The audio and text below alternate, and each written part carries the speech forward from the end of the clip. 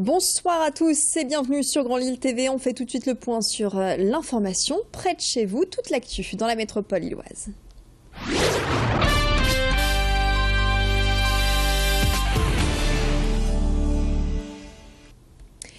L'actualité de ce vendredi 30 janvier avec tout d'abord des cas de gale dans une école de maternelle à Tourcoing, l'école Pierre Corneille. Depuis 15 jours, une trentaine de cas au total qui touchent les élèves mais aussi le personnel encadrant. L'école reste toutefois ouverte. La ville a dépêché un service de décontamination. Les syndicats d'enseignants et les parents d'élèves dénoncent un manque d'informations sur cette maladie de la part de la direction de l'établissement. Selon eux, c'est la cause d'une contagion rapide. La gale est une maladie effectivement contagieuse qui se transmet par contact cutané et par les objets. Il est important de laver à haute température les vêtements, draps et serviettes pour éviter la propagation des parasites. La direction de l'école a refusé de nous recevoir, mais Rémi Pem a rencontré des parents d'élèves. L'école n'a jamais fermé jusqu'à aujourd'hui. Personne n'a pu prendre l'initiative de fermeture de l'école et le nettoyage correctement et ainsi faire des écrits à tous les parents, ne serait-ce que pour accepter les enfants avec des certificats.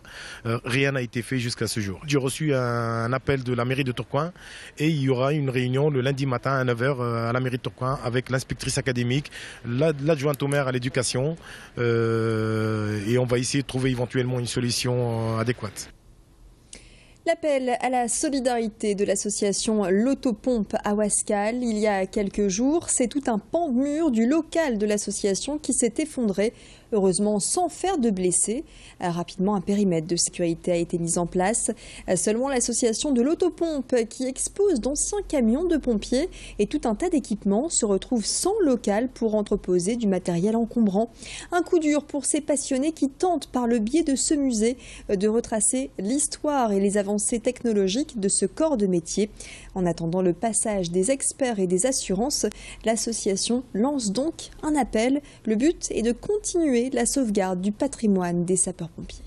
Ça s'est passé vraiment subitement, rien ne présageait que le mur allait tomber. Heureusement, ça s'est passé durant la nuit de vendredi à samedi, et donc il n'y avait personne dans le local.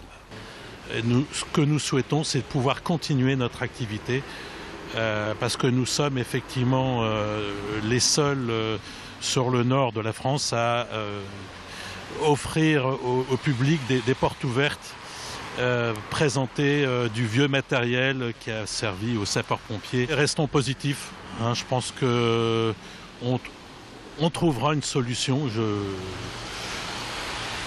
Je reste optimiste. Et si vous souhaitez aider l'association de l'Autopompe, n'hésitez pas à la contacter directement à Ouascal, rue Jean-Paul Sartre. Stress, harcèlement, mal-être au travail peuvent amener à une situation de burn-out, soit une dépression sévère.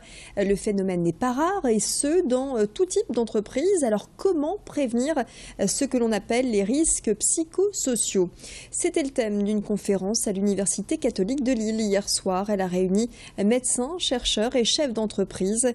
Au travail, les troubles qui s'accumulent peuvent entraîner un cercle vicieux. Pour en sortir, mieux vaut être aidé. Personne n'est à l'abri. Précision avec ce professeur-chercheur spécialisé en psychologie du travail, interrogé par Fanny Brodillon. On voit bien au quotidien, quand on est amené à intervenir sur les entreprises, que ça peut affecter n'importe quel collaborateur. Même celui le plus armé, a priori, le plus motivé, celui qui, a priori, saurait faire face, un jour ou l'autre peut être confronté à une problématique de cet ordre-là. Alors attention, chaque personne va réagir différemment. Hein. Il ne faut pas penser que toute situation difficile va amener la personne à être, par exemple, en stress. Hein. Mais il faut bien comprendre que la situation, elle est propice à un état. Hein. Et puis certains vont être stressés, il va falloir intervenir. Pour d'autres, ça ne va pas être gênant, ils vont savoir faire face. Et donc là, on n'a pas de risque potentiel. Suite et fin de notre semaine spéciale consacrée à Marc en Barœul. Et en ce vendredi, on va s'intéresser à une entreprise leader sur le marché des ustensiles de cuisine et qui a élu domicile à Marc en Barœul. Depuis 2 décennies, cette entreprise monte. Aujourd'hui, elle compte pas moins de 1500 conseillers en vente. À l'origine du succès, un moule à gâteau en silicone composé de fils de verre. À sa particularité, il est souple, résiste à la chaleur et refroidit très vite. Et puis autre produit phare de la marque, un robot qui mélange hache, fouette et cuit. Bref, l'innovation est en marche pour cette entreprise qui fête ses 20 ans. C'est important pour nous d'être à Marc en Barœul, tout simplement parce qu'on est au cœur de la métropole. On a trouvé un emplacement extrêmement bien placé. On a pu mettre une belle enseigne, donc se faire connaître là davantage, puisque nos conseillères, nos 4500 conseillères nous connaissent bien, mais les clients connaissent souvent plus notre produit que la société. Donc là maintenant, c'était la volonté de faire dans un bâtiment neuf, de montrer un grand Guy de Marle avec une belle enseigne et dans un lieu très accessible. Depuis Marc en Barœul, nous faisons nos ateliers point de départ pour la France, pour la Belgique, mais également nous pilotons nos différentes filiales en Italie, aux États-Unis et bientôt en Allemagne. Il est 18h passé de 6 minutes. Tout de suite, la réponse à la question du jour sur Grand Lille TV en partenariat avec la radio Métropolis.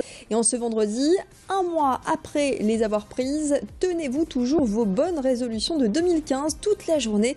Vous avez voté par le biais des réseaux sociaux ou encore du site internet de Grand Lille TV. Votre réponse, oui, majoritairement à 52%, vous semblez tenir vos bonnes résolutions 2015. Espérons que ça dure. Voilà pour l'actualité près de chez vous. Dans quelques instants, la météo reste avec nous.